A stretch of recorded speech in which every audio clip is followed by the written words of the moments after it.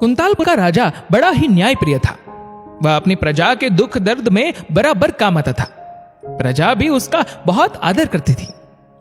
एक दिन राजा गुप्त वेश में अपने राज्य में घूमने निकला। तब रास्ते में देखता है कि एक वृद्ध एक छोटा सा पौधा रोप रहा है। राजा कौतूहलवश उसके पास गया और बोला, ये आप किस चीज का पौधा लगा रहे हैं? वृद्ध ने धीमे स्वर में कहा, आम का। राजा ने हिसाब लगाया कि उसके बड़े होने और उस पर फल आने में कितना समय लगेगा।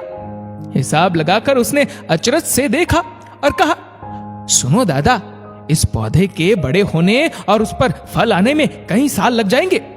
तब तक तुम क्या जीवित रहोगे? वृद्ध ने राजा की ओर देखा। राजा की आंखों में मायूसी थी। उसे लग रहा था कि वह वृद्ध ऐसा काम कर रहा है जिसका फल उसे नहीं मिलेगा। ये देखकर वृद्ध ने कहा, आप सोच रहे होंगे कि मैं पागलपन का काम कर रहा हूं। जिस चीज से आदमी को फायदा नहीं पहुंचता उस पर मेहनत करना बेकार है। लेकिन ये भी तो सोचिए कि इस बूढ़े ने दूसरों की मेहनत का कितना फायदा उठाया है।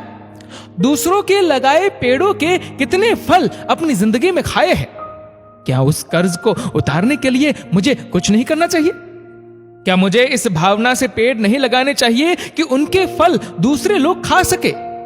जो केवल अपने लाभ के लिए ही काम करता है वह तो स्वार्थी वृत्ति का मनुष्य होता है।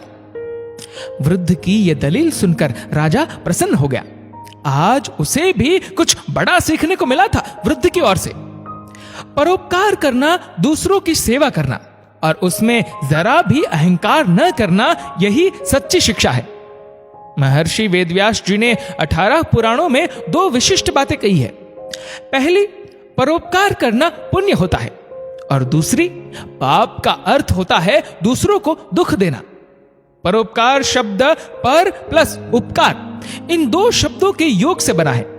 इसका अर्थ है निस्वार्थ भाव से दूसरों की सहायता करना। मानव जीवन में परोपकार का बहुत महत्व होता है। संसार में परोपकार से बढ़कर कोई धर्म नहीं है। दोस्तों, इस वीडियो को लेकर आपकी क्या राय है नीचे कमेंट करके जरूर बताएगा। और अगर आपको वीडियो अच्छा लगा हो तो वीडियो को लाइक करेगा, शेयर करेगा ज्यादा से ज्यादा लोगों तक। और ऐसे ही और भी स्पिरिचुअल वीडियोस को देखने के लिए सब्सक्राइब करें हमारे यूट्यूब चैनल को और फेसबुक पर फॉलो करें हमारे पेज को। धन्यवाद।